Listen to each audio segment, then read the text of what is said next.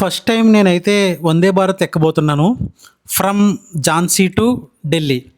Jhansi station మనం select చేసుకుంటే VL Jhansi అని సెలెక్ట్ చేసుకోవాలి. అప్పుడే మనకి ఐఆర్‌సీటీసీలో అయితే కనిపిస్తది. నేను చాలాసేపు ఝాన్సీ, ఝాన్సీ అని టైప్ చేసి ఎక్కడ నాకు కనిపించలేదన్నమాట. తర్వాత గూగుల్‌లో కొడితే ఇలాగ విరంగా లక్ష్మీబాయి ఝాన్సీ అని వచ్చింది. సో, మొత్తానికైతే రైల్వే స్టేషన్‌కి అయితే చేరుకున్నా. అక్కడ యాజ్ యూజువల్‌గా ఒక వీడియో అయితే తీసా. ఫస్ట్ టైం వందే భారత్ ఎక్కబోతున్నాను. వందే భారత్ స్టార్ట్ అయ్యి నాకు తెలిసుండి 3-4 ఇయర్స్ అయితే అయ్యుంటది. కోవిడ్ తర్వాత స్టార్ట్ అయిందన్నట్టు విన్నాను. అంటే ఎప్పుడైతే ట్రైన్‌లు ఆపేసారో దాని తర్వాత అయితే స్టార్ట్ అయింది. ఇప్పటిదాకా అయితే ఎప్పుడూ ఎక్కలేదు వందే భారత్. సో, ఇలా ఫ్రెండ్స్ అందరూ కలిసి మొత్తానికి ఝాన్సీ టు ఢిల్లీ అయితే ఫస్ట్ టైం నేనైతే ఫస్ట్ టైం, వాళ్ళు చాలా సార్లు ఎక్కుంటారు కానీ ఫస్ట్ టైం ఎక్కబోతున్నా. సో, మీకు ఆ ఎక్స్‌పీరియన్స్‌ని అయితే నేను వీడియో రూపంలో తెలియజేస్తాను. లోపలైతే చాలా బాగుంది. కాస్ట్ అయితే 2300 ఎంతో తీసుకున్నారు. సో, టోటల్ విత్ ఫుడ్ మాట. విత్ ఫుడ్‌తో executive class EC chair book చేసుకున్నా. సో, వీడియోలో అయితే చూసాను నేను అసలు అటు తిరుగుతుంది, ఇటు తిరుగుతుందని. దాన్ని బట్టి అసలు అతన్ని అడుగుదాం ఎలా తిరుగుతుంది సీటు మొత్తం అన్నీ విండో సైడు. ఇది చక్కగా ఫుడ్ పెట్టుకోవడానికి అయితే బాగుంది. ఏదైతే మన కాల్లో ఎదురు పెట్టుకొని అలాగా. కానీ అన్ని సీట్లకి అయితే ఇవ్వలేదు. సో, స్టేషన్ నుంచి అయితే మొత్తానికి బయలుదేరాం. Bye bye Jhansi. ఇంకా సెట్ అయ్యాం వీడియో తీసుకోవడానికి. ఓకే, బాగుంది. తినడానికి ఏమైనా తీసుకొస్తారేమో అని వెయిట్ చేస్తున్నాను. ఇంకా సీటింగ్ కూడా చాలా బాగుంది. సో, అతన్ని పిలిచి విండో వైపు తిప్పమన్నమాట. మాకు తిప్పడం రాలేదు. సో, అతన్ని తిప్పమంటే మొత్తానికైతే తిప్పాడు. సో, ఇక్కడ కూర్చుందామని ఫిక్స్ అయ్యా. వ్యూ, ఈ టైప్ ఆఫ్ వ్యూ చాలా ఫస్ట్ టైం ట్రైన్లో. సో, ఇటు కూర్చో ఇక్కడ మనం వాళ్ళు కావాల్సి వస్తే అది ప్రెస్ చేస్తే చాలు, వాళ్ళే వస్తారు. మార్నింగ్ టిఫిన్ అయితే బ్రేక్ఫాస్ట్ అయితే చేసినా సరే మళ్ళీ ఇచ్చారు. అంటే నేను హోటల్లో చేసినా నాకు తెలియదు కదా, నేనైతే బుక్ చేసుకున్నాను కాబట్టి వాళ్ళైతే ఇచ్చారు. మొత్తం ఇడ్లీ కాదు, అది ఉప్మా ఇచ్చారు. ఇంకేమో 4-5 స్నాక్స్ ఇచ్చారు. నాకు ఆల్రెడీ కడుపు ఫుల్గా ఉంది. సో, ఏదో కొంచెం ఉప్మా ఒకటి తినేసి మిగిలినవన్నీ మేము అందరం ఆల్రెడీ టిఫిన్ చేసాం కాబట్టి మిగిలినవన్నీ ఒక సంచిలో ప్యాక్ చేసాం. ఎందుకంటే రైల్వే స్టేషన్ బయట ఎవరో ఒకరు కనిపిస్తారు కాబట్టి చిన్నపిల్లలు కానీ లేదంటే బెగ్గర్స్ కానీ వాళ్ళకి ఇచ్చేయచ్చు అని చెప్పి మొత్తం అన్నీ ప్యాక్ చేసామన్నమాట. ఇప్పుడు మనకు అవసరం లేనప్పుడు వాళ్ళకి వెనక్కి ఇచ్చేస్తే మళ్ళీ వాళ్ళే అదే వేరే వాళ్ళకి ఇస్తారు. సో, ఎలాగో మనకి ఇచ్చారు, మనం మొహమాట పడకుండా సిగ్గుపడకుండా సంచిలో పట్టుకెళ్తే చాలు. వాళ్ళ కడుపు అయితే ఆ రోజు వరకు నిండుతుంది అనేది నా ఒపీనియను. సో, మీరు కూడా మీకు ఎక్కడన్నా సరే ఇలాగా అక్కడే ఉంచేయకుండా ఏమన్నా తినుబండారాలు అలాంటివి అవి సంచిలో ప్యాక్ చేసుకుని రైల్వే స్టేషన్ బయట కంపల్సరీ బెగ్గర్స్ లేదంటే చిన్నపిల్లలు ఎవరో ఒకరు ఉంటారు అడుక్కునే వాళ్ళు, వాళ్ళకి ఇచ్చేస్తే వాళ్ళన్నా ఆ రోజు ప్రశాంతంగా తింటారనేది నా ఉద్దేశం. మీరు కూడా అదే ట్రై చేయండి. ఎందుకంటే మీ సొమ్మేం పోయింది ఏం లేదు, మీరు ఎక్స్ట్రా రూపాయి ఏమి మళ్ళీ పెట్టవట్లేదు.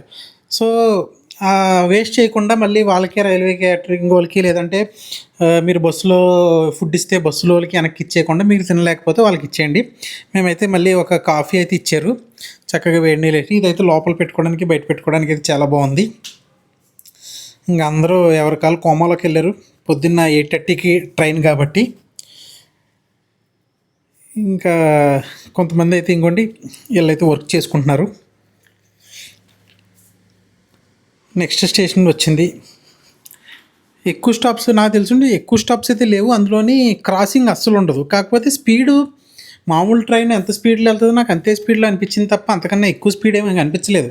140-150 లోపే ఉంటుంది. ఇప్పుడు 130 అలాగే ఉంటుంది అనిపించింది. ఎందుకంటే నాకు మామూలుగా సూపర్ ఫాస్ట్ ఎక్స్ప్రెస్ రత్నాచల్ ఇంతకుముందు ఎక్కేవాళ్ళు లేదంటే ఇంకా వేరే సూపర్ ఫాస్ట్ ఎక్స్ప్రెస్లన్నీ ఎంత స్పీడ్ అయితే వెళ్తాయో ఇవి కూడా అంతే స్పీడ్ అయితే వెళ్తాయి అని నాకు అనిపించింది. కాకపోతే ఏంటంటే లోపల ఉన్న ఫెసిలిటీస్ అనేది కొంచెం బాగుంటాయి వాటికన్నానే. ఇంకొకటి ఏంటంటే ఎక్కడ క్రాసింగ్లకి అయితే ఆపరు. సో, అది ఒకటి ప్లస్. ఇది ఆగ్రాకు అంటూ ఆగ్రా నుంచి ఆగ్రా ఇంకో సెకండ్ స్టాప్ అన్నమాట. ఝాన్సీ నుంచి ఆగ్రా తర్వాత ఇంకా స్ట్రైట్ అవే నాకు తెలుసుంటే హజరత్ నిజాముద్దీనే. హజరత్ నిజాముద్దీన్ వీడియో ఆల్రెడీ చేశాను. మీరు ఈ వీడియో లిస్ట్లోనే చూడండి. నేను దర్గాకి వెళ్ళిన వీడియో కూడా చేశాను హజరత్ నిజాముద్దీన్ది. సో, ఇక్కడైతే ఆగ్రా కాంట్ నుంచి అయితే ఒకసారి ఇక్కడ ఫారినర్స్ ఎక్కువ మంది ఎక్కుతారు, ఎందుకంటే ఆల్రెడీ చాలామంది తాజ్మహల్ చూడడానికి ఢిల్లీ నుంచి ఇక్కడికి వస్తారు కాబట్టి ఇక్కడ వందే భారత్ యాక్సిస్ ఎక్కువ ఫారినర్స్ యూస్ చేసుకుంటారు, ఆగ్రా టు ఢిల్లీ. వాళ్ళకి అంత పెద్ద కాస్ట్ ఏం పడదు, అనిపించదు కూడా, ఎందుకంటే మన డాలర్ రూపాయితో కంపేర్ చేసుకుంటే వాళ్ళకి చాలా చీప్ అనిపిస్తుంది. అరే ఇక్కడ రైల్వే చాలా చీప్ అనుకుంటారు వాళ్ళు, కాకపోతే మనకు కాస్టు వాళ్ళకి చీప్. సో నెక్స్ట్ అక్కడికి వెళ్ళగానే, ఆగ్రాకి వెళ్ళగానే మనకి సూప్ అయితే ఇచ్చారు. చక్కగా సూప్ మరి ఇక్కడే తాగే సూప్. ఘన పదార్థాలు ఎక్కువ తినలేము, కానీ ద్రవ పదార్థాలు ఎన్నన్నా లోపలికి వేసేయగలం. ద్రవ పదార్థాలు ఈజీగా మనం వేడి అయినా చల్లవైనా లోపలికి లాగిచ్చేయగలం, కానీ ఘన పదార్థాలు మాత్రం ఆలోచిస్తాం. ఏ 2 స్పూనుల్లాగా అనుకున్నాను, కానీ అవి ఇంతకీ బ్రెడ్ టైప్, రస్కుల టైపు గట్టిగా ఉన్నాయి. దాని తర్వాత అయితే లంచ్ ఇచ్చారు. లంచ్ కూడా నాకు చేసే ఇంట్రెస్ట్ లేదు, కాకపోతే ఏమేమి ఐటమ్స్ ఉన్నాయి అని చూపించాలని వేరే వాళ్ళు తింటుంటే వాళ్ళవి మాత్రం తీసాను. నేనైతే నావి ప్యాక్ చేసాను అనమాట, యాజ్ యూజువల్గా బయట ఇద్దామని, ఎందుకంటే ఆకలి కూడా వేయట్లేదు కాబట్టి. సో వీళ్ళు తిన్నవి మీకు వీడియో తీసి చూపిస్తున్నాను. ఫుడ్ క్వాలిటీ అయితే చాలా బాగుంది అంటున్నారు, టేస్ట్ కూడా చాలా బాగుంది అంటున్నారు. లాస్ట్లో ఒక ఐస్ క్రీమ్ ఇచ్చారు ఫుడ్ అయిన తర్వాత, ఐస్ క్రీమ్ కూడా బాగుంది. అన్నీ బాగుంటాయి, డబ్బులు కూడా బాగుంటాయి కాబట్టి అన్నీ బాగానే ఉంటాయి ఫెసిలిటీసు. పిండి కొద్దీ రొట్టి, డబ్బు కొద్దీ ఫెసిలిటీసు. సో మొత్తానికైతే హజరత్ నిజాముద్దీన్ని రీచ్ అయ్యాము. ఇది మన డెస్టినేషన్ అన్నమాట. ఇక్కడి నుంచి నెక్స్ట్ ఎయిర్పోర్ట్ వెళ్ళాలి. సో ఆ ఎయిర్పోర్ట్ వీడియో కూడా మీకు పెడతాను. ఇక్కడి నుంచి మెట్రో యూస్ చేసుకొని, హజరత్ నిజాముద్దీన్ నుంచి మెట్రో యూస్ చేసుకొని ఎయిర్పోర్ట్ దాకా ఎలా వెళ్ళాలనేది వీడియో పెడతాను ఫ్రెండ్స్.